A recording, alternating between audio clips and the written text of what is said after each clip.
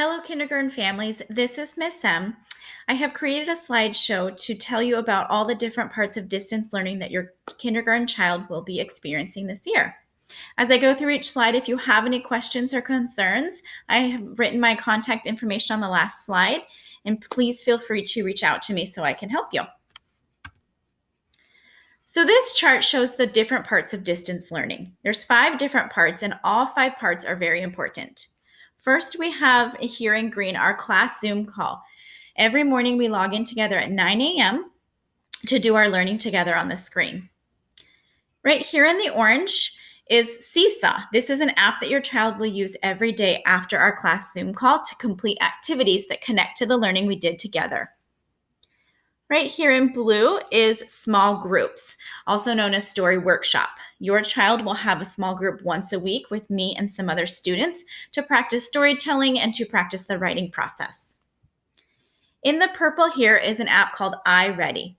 Your child has access to math and reading lessons that are at their own level that they get to practice each week. And lastly, here in the yellow is specials. In the afternoon, your child has different specials that they can log into. On the next few slides, I will talk more about these different parts. Our class Zoom call, it starts at 9 a.m. every morning. Our goal is to make it to 11 a.m. Right now, we're about to 10:30, and we're adding more time each week as our learning increases. The 4 different components of our Zoom call are reading, writing, math, and comprehension. We start our Zoom call with reading. We do zoophonics, which practices the letter names and the letter sounds. We practice sight words, so we practice reading them and spelling them together. And then we practice word games, which are different verbal games to play to practice rhyming and blending together on the screen. Next week, we will begin reading rotations. So your child will be a part of a rotation where they will either be with myself, Miss M, or they will be with Mrs. I, our Title I reading teacher, or they will be in an independent rotation. So this will look like after we log in and start our day, we'll do our zoophonics, and then we will have reading rotations before we come back and finish practicing sight words and those word games. So if your child is in a rotation with a teacher, they will be in a small group practicing targeted skills together. When they're in this independent rotation, they will be put back into the waiting room that you see when you're waiting to join the class call. During that time, this is when they can complete independent work. We will be mailing out a packet with some work that they can do during this time, but they need to stay logged into the computer on the screen because then they will come back into the call when it's their turn to go to a teacher rotation group. Each of these groups will be about 8 minutes. The other component next we'll do is writing and handwriting. So during this time, we are practicing our letter writing. So correctly practicing how the letters are formed with our handwriting notebooks. We will also be practicing writing simple sentences and phrases using our sight words.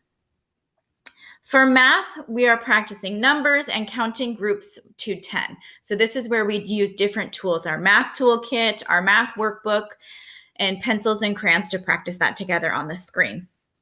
We also have different counting videos that we can practice, counting to 100, the supatizing videos, so seeing a set of objects and being able to count them quickly. During math, we also have our math talk, which is our discourse. So we're still trying to have students practice to explain their thinking and their reasoning while they're working through math problems. And lastly, we have comprehension. Our comprehension time always connects to a story that we're reading. During this time, we are practicing different story elements. So sequencing a story, what happens first, next, last, identifying the character and the setting, identifying main idea and details, and also identifying the problem and solution of a story. We will begin using the green notebook that was sent home 2 weeks ago to practice these sequencing and story elements together, as well as doing them on a chart together. Next, we have Seesaw. This app is to be completed after we get off our classroom call. So each day when we log off our Zoom call, your child can go to Seesaw, and the app looks like this picture here in the corner, and they will have between 3 and 5 assignments posted daily. All of these assignments will reflect what is being taught during the whole group Zoom call. So some reading assignments, some math assignments, comprehension assignments. When your child logs in, they can complete the work at the top of the list and work their way down. It's very important that this work be completed each day. That way I can check their work, give feedback, and assign reteaching lessons if needed. The next component was story workshop. This is our small group time. This is when students will log in once per week in small groups. Your child's name is on the weekly schedule of when their small group time is, and it will be consistent. During this time, we will focus on using different materials to tell stories.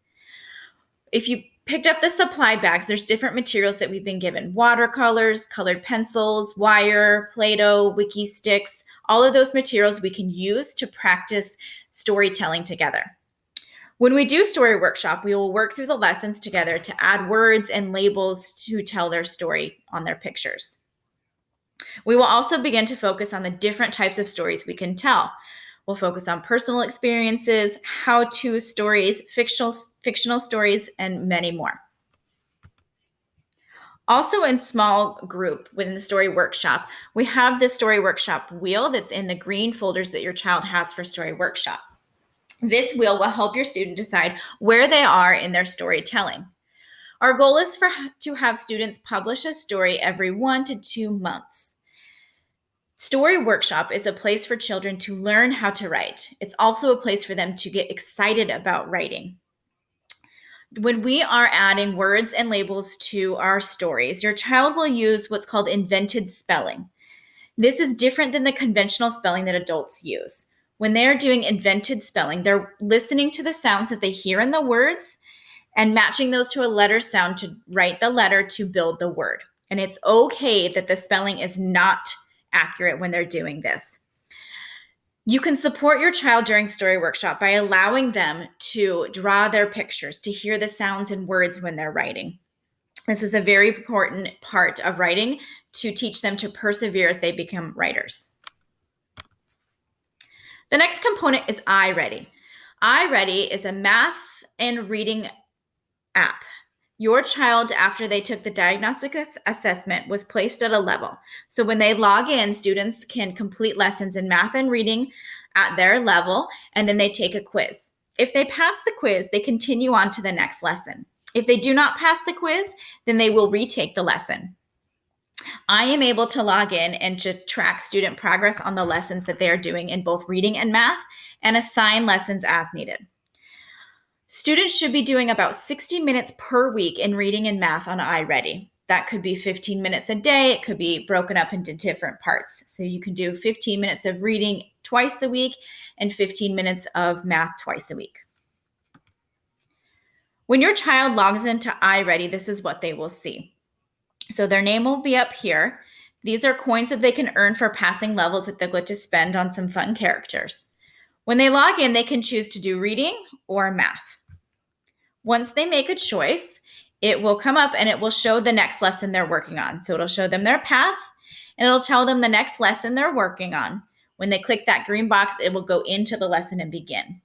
Down here at the bottom, you will see the little schedule with a check mark says to do. That's the guide for your child to click on to see what lessons they're doing. The blue arrow in the middle is to click on so you can see their progress. And the yellow smiley face at the bottom, it just gives them an overview of the stuff that they are working on.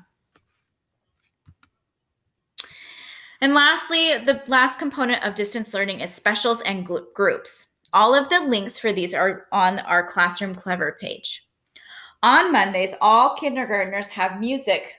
On Mondays and Tuesdays, all kindergartners have music from 1 to 1:30. Our class has counseling with Mrs. Reed on Thursdays from 1:30 to 2. On Thursday and Fridays from 1 to 1:30, some students will have afternoon reading intervention time. If your child receives English language development, special education, or communication services, they have a schedule for those services and you should have been contacted about them.